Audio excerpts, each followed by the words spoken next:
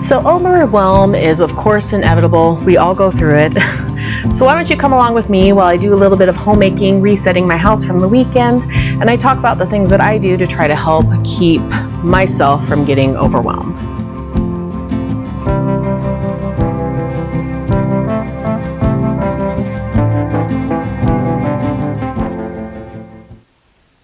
Hello friends, welcome to my channel. My name is Holly with a Nestle Valley farmhouse. So today I am bringing you along. I'm going to be basically doing some reset over the weekend. We've had quite the busy weekends coming up. We've had a lot going on, and I kind of want to talk to you a little bit today about kind of ways that I guess I deal with being overwhelmed.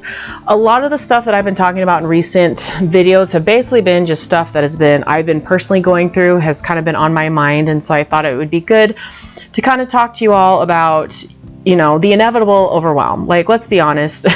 As you can see, one of my kiddos is being very clingy today. She's just been teething. She's got her, like, 4 teeth are coming in at the same time. It's ridiculous. And I just feel like this season of life just can be really hard, especially when you have little kids at home. Sometimes I feel like our oldest is 11 and our youngest is a year, and I feel like there's just so much with that big of a gap. It sometimes feels like I find myself getting into these spots where I just feel like I'm completely overwhelmed, and we have so much going on. And you know, when you have 5 children and you're trying to make sure that each of these kids, you know, are having a good childhood, they're getting to experience things, they're getting also one-on-one time, it's a lot.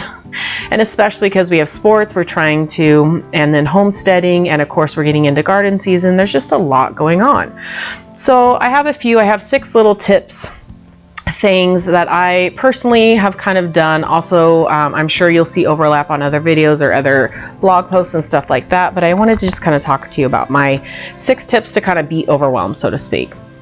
So the first one is focusing on the aspects that mean the most to your family. So for some people, it's like focus on the one things that you know is good. So for me, making sure my kids have nourishing meals is really important to me. Making sure that my house is at least had a once through every week. Something has at least once through. Some people, it's like the kitchen needs to be cleaned every single night, or the living room needs to be tidied. Just kind of picking out maybe 2 or 3 things that are very important to you as a homemaker, as a mother, as, you know, as a wife, to kind of help, basically that would help, you know, just kind of you feel better about things. I know for me, like I said, it's making sure my kids are eating well, making sure that there is at least each part of my house gets a little bit of a once over, if that makes sense.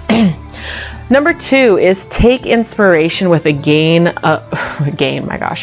inspiration with a grain of salt. Know everyone struggles. Okay, so one of the first places I generally run to when I'm feeling overwhelmed with stuff and I'm trying to figure it out is YouTube, Pinterest, Instagram. Understand that, especially more recently, I have noticed, and I'm hearing rumblings that there are more and more like AI stuff coming out, like especially on Pinterest, where you have these like beautiful pictures of these beautiful homes. They're basically mostly AI generated. So understand that, like, as you're going to these places for inspiration, know that it's probably not realistic. Like, even the people, like I said, there's a big YouTuber whom I love and I follow her, but she literally has a person that runs her entire Instagram account. She does not touch it. But knowing that a lot of these people that kind of make things look simple and easy, it's not always that case. And I think that's really helped me kind of put things in a little bit more perspective, knowing that everyone has struggles, everyone's house is a mess sometimes, and it's okay. So number 3, I'd say try to identify issues and triggers and see what things you can change. So right now, my biggest issue is with Little League season and how everything is not necessarily consistent. Each week is different. I really lean into my planner. I make sure that I have all the games on my cell phone. I use like a reminder on my cell phone that basically shows, will like pop up. I use my planner, and I really lean into that to make sure that I'm staying on top of it, and I check and double check probably on Sunday evenings. If there's something that like you are finding that is not working for you, you know, now's a good time to go ahead and change it. Maybe you wouldn't be able to fully like, you may not be able to change everything, but maybe you can change the things around the thing. So what I mean by that is, we have games, they normally start at 6. So I make sure some days I start dinner at like 3:30. It might sit on the stove for 45 minutes or so before everybody's eaten it. And normally I will feed everybody early. Like sometimes we're eating supper at like 4:30 because we got to get to practices at 5. And I feel that it really helps me to be able to get the, how do I put it delicately? It helps me to be able to get, like making sure that that task is done, that my kids are eating something before they go to play or go to practice. And then we always, if push comes to shove, they'll get like a peanut butter sandwich when they come home for a snack. That normally works for them. It works out well for me. And so that's kind of what I do whenever I'm overwhelmed and trying to figure out, like maybe there's just something that's not working. You know what? It's okay to realize things aren't working for you. To be honest, with homesteading, we had goats, we had chickens, we were planning on doing a huge garden. That stuff, it was just too much. So we've pared down a lot of things this year. And I feel like that's really helped me to kind of beat some of that overwhelm, because I'm not dealing with, like 5 things at once. I'm dealing with 2 or 3. And also kind of knowing that there's seasons for things. Like we do chickens in the spring, we do garden in the summer, and then in the fall, I'm going to be doing a lot of canning, and just kind of that stuff really helps me stay like beating kind of that, trying to do everything at the same time, if that makes sense. So number 4, so see if there's things that you can simplify. This kind of goes along with number 3. So one example I saw was where a mom was talking about how she only cooks about 3 to 4 meals a week and the rest is leftovers. I have done that before. I know there's people that like to do like the freezer meals. I love the idea of that. I've just never been able to kind of make it work for our family. But there's people out there that it's like, you know what? Food is important, and it's maybe the one thing that stresses me out. Then finding ways to streamline it. Like I will roast a big chicken on Mondays, and then we will use the chicken meat in other dishes throughout the week. Just simplifying things. If you're, like some people, laundry is overwhelming. So I know another mom who likes to do literally 1 load of laundry a day. She will throw it in the morning, and then around lunchtime swap it over, and then after the kids go to bed, she'll sit down with her small load of laundry, fold it up, and then the next morning she goes and puts it away and collects the dirty laundry for the next day.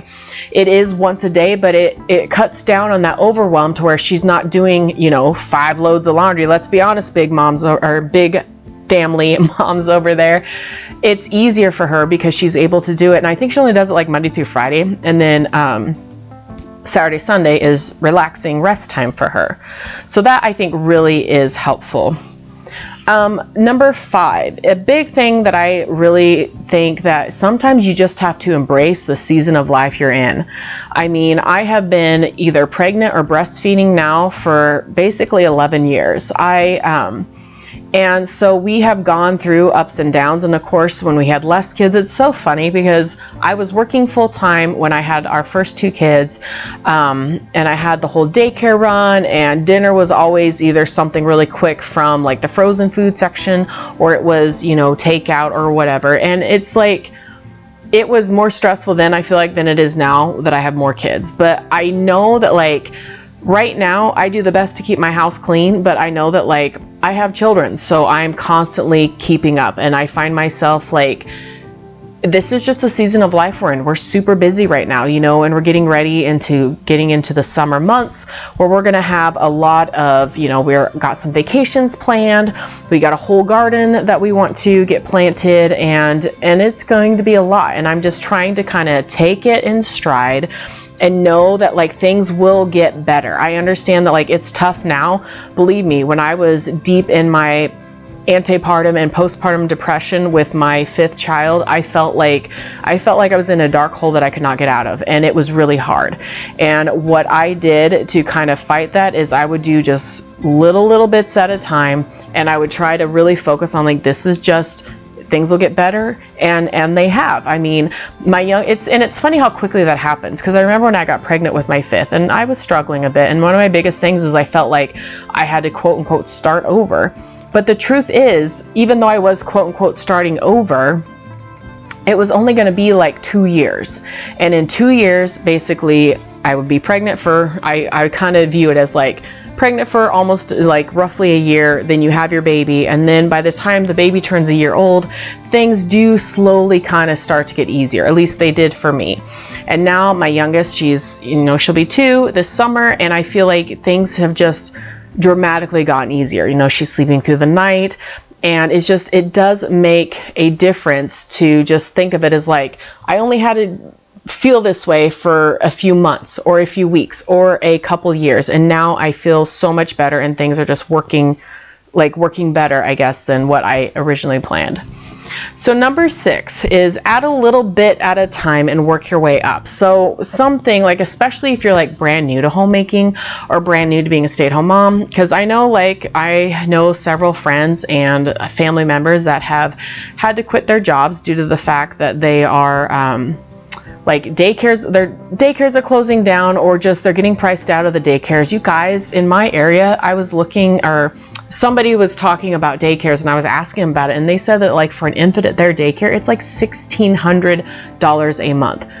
I'll be honest, that's a lot of money. I don't even know how a parent can, like, you're gonna have to have like a pretty high earning job, and there are obviously jobs like that, but I think at least most women that I know that are working kind of a decent job, they're not going to be making, it's barely enough to cover daycare. So being a new stay-at-home mom, you're overwhelmed, you don't understand even where to get started. What I would suggest is starting with something small, like putting the kitchen to bed each night, and then slowly working your way up to adding more and more things until you get to the point where you can keep the house up. And like I said, you get used to it, you kind of find your rhythms, your routines. If you are looking for like good rhythms and routines, I really like Fly Lady. I haven't used her in a while, but she has an app that you can download, and I think it's free. There is a paid version if you want like more perks, which I normally just do the free version because, you know, I use it more as a guideline versus like live by it. But it really helps kind of put like things that you may not think of, and it kind of helps put things into quote unquote perspective for you. And I like how, you know, a lot of it is like just doing a little bit at a time, you can make a lot of progress. I like to break things up every single day. I focus on a different area of my house. Mondays and Fridays are kind of free days, so to speak, because I do a lot of what's the word? Like kind of catching up from the weekend on Mondays, where I'll kind of mainly clean up like my main living area. I get like I said, I really take time. If I don't do it before, I take time Monday morning to kind of write down my planner, get all that stuff worked out.